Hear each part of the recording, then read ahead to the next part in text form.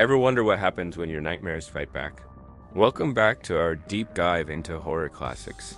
Today, we're venturing into the twisted, terrifying, and surprisingly empowering world of A Nightmare on Elm Street 3, Dream Warriors. Released in 1987, this film is often hailed as a fan favorite, breathing new life into the franchise by giving Freddy Krueger a group of adversaries who could finally meet him on his own turf. It took the core concept of the original and cranked it up to 11, blending surreal horror with action-packed fantasy. So grab your hypnosil, stay awake, and let's explore how a group of troubled teens became legendary warriors of the dream world. Our story begins not on Elm Street, but within the cold, sterile walls of Westin Hills Psychiatric Hospital. Here, we meet a group of teenagers, the last of the Elm Street children, all institutionalized and wrongly diagnosed as suicidal. There's Kincaid, tough and aggressive. Taryn, a recovering addict. Philip, a skilled puppet maker. Jennifer, an aspiring actress. Joey, who has become selectively mute from trauma. And Will, who is confined to a wheelchair. They all share a dark secret. A scarred man with a bladed glove is terrorizing them in their sleep. This isn't just a shared delusion. It's Freddy Krueger, back to finish what he started years ago. The doctors, led by the skeptical Dr. Gordon, dismissed their stories, resorting to sedatives and group therapy, which only makes the teens more vulnerable to Freddy's nightly attacks. The film wastes no time showing us the horrifying consequences, with Philip and Jennifer falling victim to some of the series' most iconic and gruesome dream sequences. The message is clear. In this hospital, sleep means death. Just when all hope seems lost, a new face arrives at Westin Hills. It's Nancy Thompson, the sole survivor of Freddy's original rampage from the first film. She's no longer a terrified teenager, but a graduate student specializing in dream psychology. Having spent years understanding and controlling her own nightmares, she immediately recognizes the truth in a patient's stories. She knows Freddy is real, and that the only way to save these kids is not by keeping them awake, but by teaching them how to confront their fears head-on. Nancy's return is a pivotal moment. She serves as a bridge between the past and the present, a beacon of hope who has walked through the fire and survived. Her presence shifts the dynamic from one of helpless victims to potential fighters. She clashes with the hospital's conventional methods, insisting that the battle must be fought in the dream world, not with medication. She sees the unique strengths within each teen, realizing their shared nightmare could be their greatest weapon.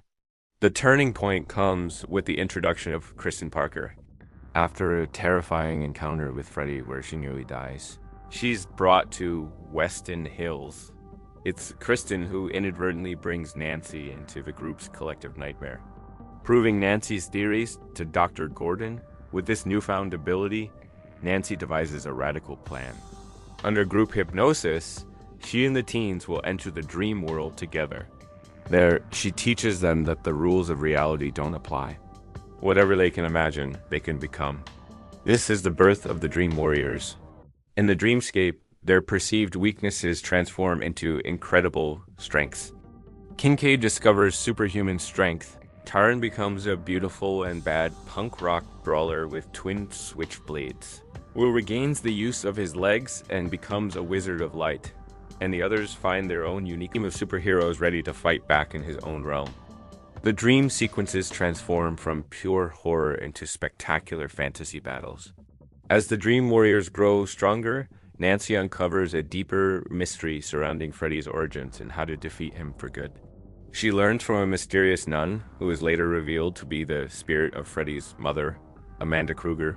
This sets up a thrilling two-front war, while the Dream Warriors, led by Kristen, venture into the dream world for a final confrontation with Freddy in his hellish boiler room. Nancy and Dr. Gordon race against time and the real world to find his bones. The climax is an epic spectacle. In the dream world, the warriors use their powers in a coordinated assault. But Freddy, ever the master of his domain, picks them off one by one in cruel, personalized ways. The battle is brutal and heartbreaking, culminating in a tragic moment where Freddy, disguised as Nancy's father, fatally wounds her. But even in death, Nancy's courage inspires the others. In the real world, Dr. Gordon, guided by Nancy's father, Donald, locates Freddy's skeleton in an auto salvage yard and begins to sanctify the remains. This weakens Freddy in the dream world, allowing the surviving teens to fight back. In a final, desperate act, Dr. Gordon douses the bones with holy water and buries them, causing a brilliant light to erupt in the dream world, finally vanquishing Freddy and saving the last of the Dream Warriors. A Nightmare on Elm Street 3, Dream Warriors is more than just a sequel. It's a reinvention. It brilliantly expanded the mythology of the series, introducing the concept of dream powers and collective dreaming. The film's success lies in its perfect balance of dark, imaginative horror and arousing, almost heroic storyline. It gave audiences characters to truly root for, turning the tables on Freddy and proving that even in our darkest nightmares, we can find the strength to fight back. It solidified Freddy Krueger as a pop culture icon, not just a slasher.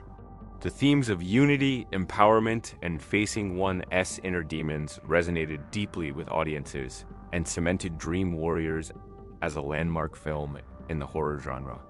It taught us that sometimes the only way out is through, and that together, even the most terrifying dreams can be conquered.